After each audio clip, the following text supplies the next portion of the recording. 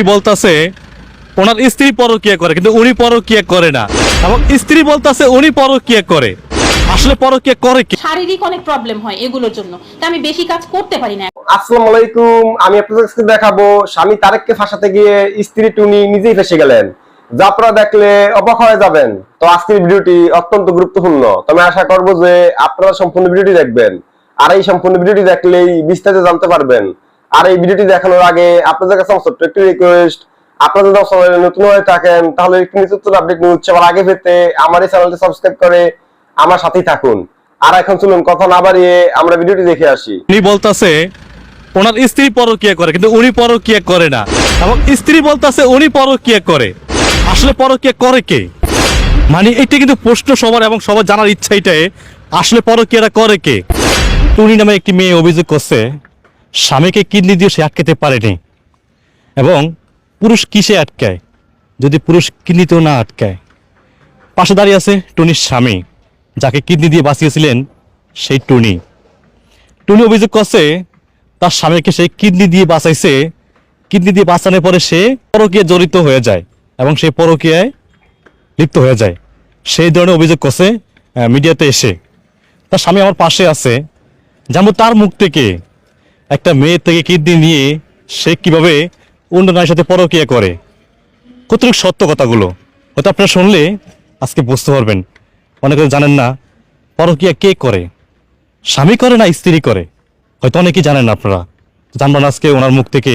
তারেক ভাই আছে পাশে, তারেক ভাই হলো আপনার টুনির স্বামী, যার নামে এত অভিযোগ ছিল যে উনি আপনার পরকীয়া করে অন্য নারীর সাথে। ভাই আসসালামু আলাইকুম। ওয়ালাইকুম আসসালাম। কেমন আছেন আপনি? আলহামদুলিল্লাহ। আপনার নাম? আমার নাম মোহাম্মদ তারেক। মোহাম্মদ তারেক। তারেক ভাই, আপনার স্ত্রী যে অভিযোগটা করলো যে আপনাকে সে কিডনি দিয়ে বাঁচাইছে, আপনার দুইটা কিডনি ড্যামেজ হয়ে যায়। ড্যামেজ হয়েছে কত বছর আগে? আমার ড্যামেজ হয়েছে প্রায় 13 বছর 14 বছর এমন হবে। 14 বছর। আপনার বিয়ের কত বছর পর হবে? এটা বিয়ের 5 থেকে 6 বছর পরে। 5 থেকে 6 বছর। আপনার স্ত্রী একটি অভিযোগ করলো আপনার সামাজিক যোগাযোগের মাধ্যমে যে আপনি নাকি তার কিডনিতে জীবন ফিরে পেয়ে আপনি পরকীয়া লিপ্ত হয়েছেন অন্য নারীর সাথে।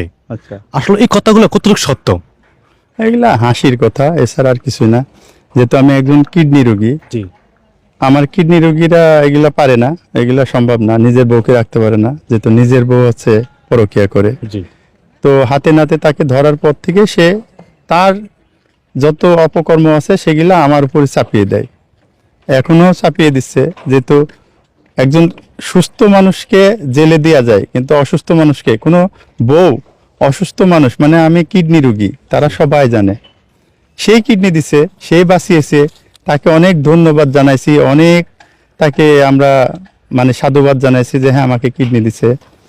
বিনিময়ে আমি একটা বাড়িও দিছিলাম, তো সেই কথা আর বলি না কাউকে, কারণ এই কিডনির সাথে বাড়ির যতই দাম হোক, 60 লাখ টাকা যতই দাম আছে এটা, তারপরেও যতই দাম হোক কিডনি উনি দিছে, মন থেকে দিছে, তো তার সাথে এটার মিলে না, কিন্তু একটু বিনিময়ে আছে আর কি। না, আপনি বলতে চাচ্ছেন যে আপনি তার কাছ থেকে কিডনি নিয়েছেন, আপনি তাকে একটা বাড়ি লিখে দিয়েছেন, মানে বাড়ি কিবা ফ্ল্যাট দিয়েছেন? জি জি, ফ্ল্যাট আমার একটা ফ্ল্যাট, দোতলা ফ্ল্যাট তাকে দিছি। হ্যাঁ, ওই ও বলেছিল যে আমি উনি বলছিল? হ্যাঁ, উনি বলেছিল যে আমি কিডনি লাগলে আমি দেবো, তুমি একটা ফ্ল্যাট লিখে দেবা। দর্শক, আপনি একটু বোঝেন, নারী তাহলে বোঝেন, স্বামীকে কিডনি দান করছে কিন্তু স্বামীকে বলছে তুমি যদি আমাকে ফ্ল্যাট লিখে দাও তাহলে তোমাকে কিডনি দান করতে পারি। আসলে এই জিনিসটা কেন চাওয়া ছিল আপনার কাছে? আপনার স্বামীকে স্ত্রী কিডনি দিবে, তো এটা কেন আবার আপনার কাছ থেকে চাইলো? সে তো তার এইগুলা দরকার ছিল, তার দরকার ছিল দেখে সে চেয়েছে। তো আপনি তার কিডনি আপনি জীবন ফিরে পেয়েছেন। হ্যাঁ, তার এটা কিডনি বলতে হবে 100 বার বলি, এবং সবাইকে বলি, ফকিরের থেকে শুরু করে যত অটোওয়ালা বা বড় লোক যাকে দেখা হয় তার জন্য আমি দোয়া চাই, সবসময় চাই যে তাকে দোয়া করবেন, সেজন্য ভালো থাকে। কিডনি ফিরে পাইছেন, আপনি কিডনি ফিরে পায়া কেন অন্য নারীর সাথে পরকীয়া করতেছেন? সেটাই তো বলতেছি যে আমি কেন পরকীয়া করতেছি। আসলে পরকীয়া করে কে? পরকীয়া তো আমার ওয়াইফ করে, আমি তো তাকে পরকীয়া করে, আমি তো হাতে নাতেও তাকে ধরেছি, এবং সত্যি কথা হাতে নাতে ধরেছি, 3 তলায়, শুধু আমি দেখিনি। হ্যাঁ, ধরার সময় আমি দেখেছি, যখন পালাইছে ছেলে তারপরে তাকে নিয়ে গেছি তখন আমার 3 তলায় সবাই দেখেছে রাত 10টার সময়। তো আমি একটু থামাচ্ছি আপনাকে। দর্শক, উনি বলতাছে ওনার স্ত্রী পরকীয়া করে কিন্তু উনি পরকীয়া করে না, এবং স্ত্রী বলতাছে উনি পরকীয়া করে। আসলে পরকীয়া করে কে? মানে এটা কিন্তু প্রশ্ন সবার এবং সবার জানার ইচ্ছা এটাই, আসলে পরকীয়াটা করে কে এবং কার প্রমাণ আছে যে পরকীয়ার ধরছে হাতে নাতে? আপনার কোনো প্রমাণ পেয়েছেন যে আপনার স্ত্রী পরকীয়া করতে আছে? আমি সাথে হাতে নাতে ধরছি ওদের খারাপ হবে আপনার বাসায় বাসায় আমার সাথে পরকীয়া হচ্ছিল তখন? আমার ভাড়াটিয়া রাজীবের সাথে, ভাড়াটিয়ার সাথে? হ্যাঁ ভাড়াটিয়া রাজীবের সাথে আমাদের সামনে গার্মেন্টসে সে চাকরি করতো আর কি। যখন ধরা পড়ে তখন তো পালিয়েছে। তো নাম আছে রাজীব, তারও একটা বাচ্চা আছে, ছেলে বাচ্চা, তার বউ আছে। কিন্তু তাদেরকে 3 মাস রাখতো বাড়িতে, এই টুনি আর এই রাজীব মিলে, আর 10 দিন 15 দিন হাইস্ট 20 দিন রাখতো আমাদের বাসায় সব সময়। আপনি বলতে যাচ্ছেন তার মানে, দর্শক ভাই বুঝতে পারছেন, ওনার স্ত্রী বললো উনি পরকীয়া করে, কিডনি দিয়ে স্বামীকে বাঁচাইলো, সেই স্বামী পরকীয়া করতে আসছে অন্য নারীর সাথে। এবং কিন্তু উনি কিন্তু আপনার সেই তারেক ভাই, আসলে তারেক ভাই কিন্তু কিডনি দিয়ে নিয়ে জীবন ফিরে পাইছে। টুনি নামের যে মেয়েটি আপনার জীবন ফিরিয়ে দিয়েছে ওনার, কিন্তু আসলে উনি এখন পরকীয়া অন্য নারীর সাথে করতেছে এরকম অভিযোগ কিন্তু করছে। তো আপনারা আসলে জানাবেন কমেন্টে যে আসলে পরকীয়া কে করে, স্ত্রী পরকীয়া না স্বামী পরকীয়া করতে আছে? উনি বলতেছে যে স্ত্রী পরকীয়া করতে আছে ওনার, আসলে কে পরকীয়া করে? তো আমরা কিন্তু এখনো হাতে হাতে মানে আমরা ডকুমেন্টে পাইনি যে আসলে পরকীয়াটা কে করে। তো উনি বলতেছে যে বাড়ির ভাড়াটিয়ার সাথে ওনার স্ত্রী পরকীয়া করতে আছে, এবং ওনার স্ত্রী বলতেছে অন্য মায়ের সাথে উনি পরকীয়া করতে আছে। উনি যেটা বললো, উনি একজন মানে সাধারণ এখন মানে ওনার অসুস্থ শরীর নিয়ে একজন কিডনি পেশেন্ট বোঝেন, তো উনি এখন মানে হাত কাঁপতেছে। কিডনি রোগী যারা, তারা কিন্তু আপনারা জানেন যে আপনার সুস্থ থাকতে পারে না, তাদের দামি ওষুধ খাওয়া লাগে। তো উনি বলছে আমার স্ত্রীকে আমি সামলাতে পারতেছি না, আমি ওর কিভাবে পরকীয়া করি। দর্শক আপনাদের কাছে প্রশ্ন রেখে গেলাম, আপনারা অবশ্যই জানাবেন কমেন্টে আসলে পরকীয়া কে করে।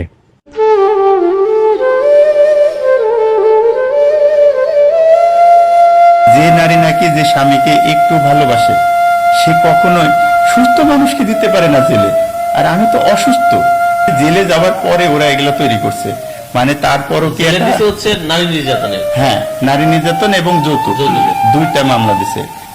তাদের প্ল্যানটা খুবই খারাপ ছিল এবং তার বোনটা এটা বেশি করেছে। এই প্ল্যানটা খারাপ ছিল বিদায় এখন আমি বাইচান্স যদি মারা যাই, তাহলে বাড়ি 3 তলা বাড়িটা সম্পূর্ণ তারা দখলে রাখতে পারবে। আর মারা না গেলে তো যে আমি বেচতে যাচ্ছি 3 তলা, তো এইগুলা ওরা সহ্য করতে পারছে না। ঠিক আছে। আচ্ছা, আপনার স্ত্রীকে তো আপনি লিখে দিয়েছেন পুরো বাড়িটা? জি, পুরো বাড়িটা লিখে দিয়েছি, মানে দোতলাটা মাটি সহ।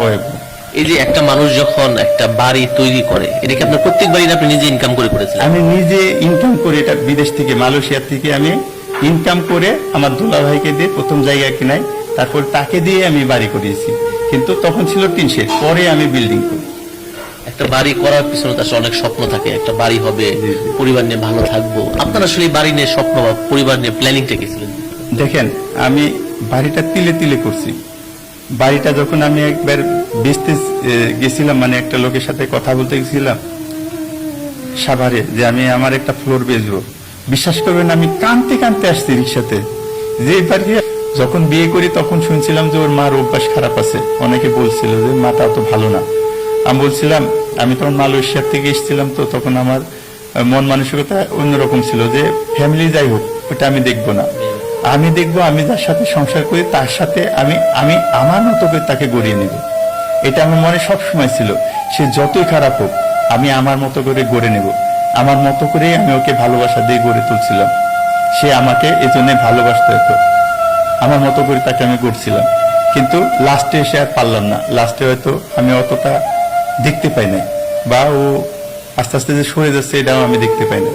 তো আস্তে আস্তে আমার এই সংসারটা এত সুন্দর সংসার, 3 জনের একজন সংসার, 3 তলা একটা বাড়ি, এটা নিয়ে যদি ও মানে একটু যদি চিন্তা করতো যে না আমি পরকীয়ার দিকে যাব না, তাহলে আমাদের সোনার সংসারটা সোনার সংসারই থাকতো। প্রত্যেকটা মানুষ বলে এরা এই জ্যোতিটা এত ভালো, এরা এত ভালো, মানে এলাকা তার আত্মীয় স্বজন যতগুলো আছে সবাই, হয়তো আমার আত্মীয় স্বজন অনেকে কষ্ট পাইছে, কষ্ট দিছে, কারোর সাথে সে যোগাযোগ রাখে নাই। যত আমার ভাগ্নি ভাগনা, যত বোন বলেন, মা বলেন, ভাই বলেন, কারোর সাথে সে সম্পর্ক রাখে নাই, সবার সাথে ঝগড়া করে তাদেরকে তাড়িয়েছে।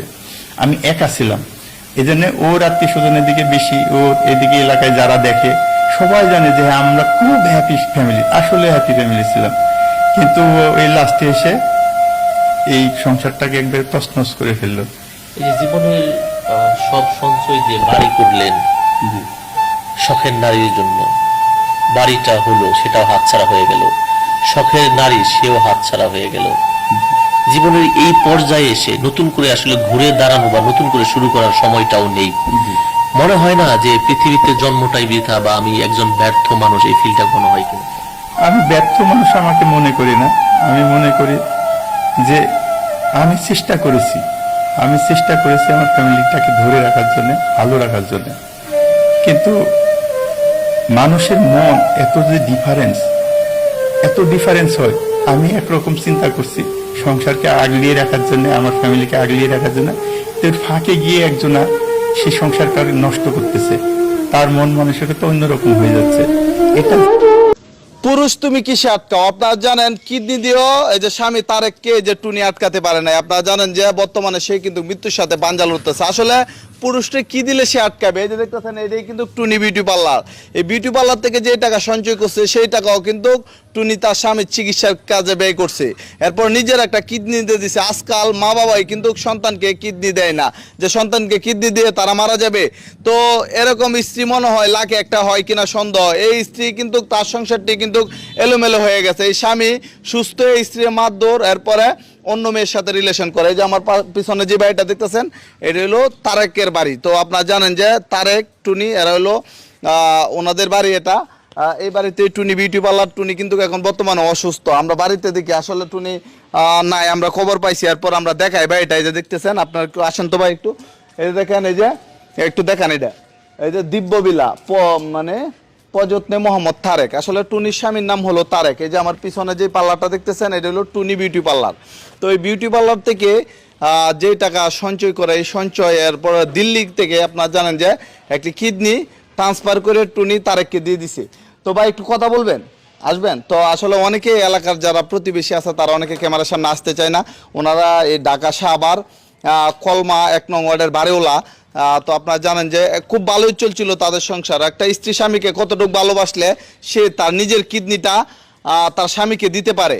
তো আপনারা জানেন একটা কিডনি যখন একজনের দান করে তখন কিন্তু তার অবস্থাও কিন্তু মানে খুব খারাপ হয়ে যায়, তাকেও মেডিসিনের উপরে বাচ্চা থাকতে হয়। তো এই টুনি কিন্তু এখন বর্তমানে বাসায় নাই, মনে হয় ডাক্তারের কাছে গেছে। তো আমি বলবো আপনাদেরকে, পুরুষ আসলে কিসে আটকে আপনারা অবশ্যই বলবেন। পুরুষ কি একটা কিডনি দেওয়া যদি স্ত্রী পুরুষকে না আটকাইতে পারে, পরক্রিয়া জড়িয়ে পড়ে, তাহলে পুরুষ কিভাবে মনে করেন পুরুষের কাছ থেকে নারী কিভাবে ভালোবাসাটা পাইবে? তো এই ঘটনা পুরো বাংলাদেশ আলোড়ন সৃষ্টি করছে। আপনারা জানেন যে টুনি এবং তারেকের ঘটনা পুরো বাংলাদেশের মানুষ যারাই দেখছে তারাই বলতেছে যে স্বামীটা লোক হিসাবে ভালো না। কারণ সে যদি আজকাল টুনি কিডনি না দিত তাহলে কিন্তু এই যে স্বামী তারেক মানে নিশ্চিত, আপনারা জানেন কিডনি যদি ড্যামেজ হয়ে যায় ডায়ালিসিস দিয়ে আপনি কতদিন বাঁচবেন, মৃত্যুর সাথে সে পাঞ্জা লড়তো। কিন্তু ভাগ্যের কি নির্মম পরিহাস, টুনি টিকি তাকে কিডনি দিল কিন্তু টুনির ভালোবাসাটার মূল্য পাইল না। দুনিয়ার মধ্যেই স্বামী তারেক ভালো হওয়ার পরে অন্য মেয়ের সাথে রিলেশনে জড়ায়। তো এখন কিন্তু বর্তমানে এই বাসার মধ্যে স্বামী তারেকও নাই, স্ত্রী টুনিও নাই। তো আমি এই ভিডিওটি এই জন্যই করতেছি, খালি বাসার মধ্যে আপনারা যারা ভিডিওটি দেখবেন সর্বোচ্চ পরিমাণে শেয়ার করবেন। কারণ আমরা চাই এরকম ঘটনা যাতে আর বাংলাদেশে কোথাও না ঘটে। এরকম ঘটনা মানে খুবই মানে এরকম ভালোবাসার বিপরীত হবে, এটা যদি জানতো টুনি তাহলে নিশ্চয়ই সে তার কিডনিটা দিত না। কিন্তু টুনির একটাই চাওয়া যে কিনা তার স্বামী যাতে যেই মেয়ের সাথে রিলেশন করে আবারও যাতে তার কাছে আসে, ভবিষ্যতে যাতে এই সংসারের মধ্যে আর কোনো ঝামেলা না হয়। তো সবাই ভালো থাকবেন, ভিডিওটি সর্বোচ্চ পরিমাণে শেয়ার করবেন। তো আমি আশা করছি যে আপনারা সম্পূর্ণ ভিডিওটি দেখেছেন। তো আপনাদের যদি এই বিষয়টি নিয়ে কোনো মতামত থাকে আমাকে অবশ্যই কমেন্টে জানাবেন। আর আপনারা যদি আমার চ্যানেলে নতুন হয়ে থাকেন তাহলে আমার এই চ্যানেলটি সাবস্ক্রাইব করে আমার সাথেই থাকুন। তো দেখা হচ্ছে পরবর্তী ভিডিওতে। সে পর্যন্ত সবাই ভালো থাকবেন, সুস্থ থাকবেন। আল্লাহ হাফেজ।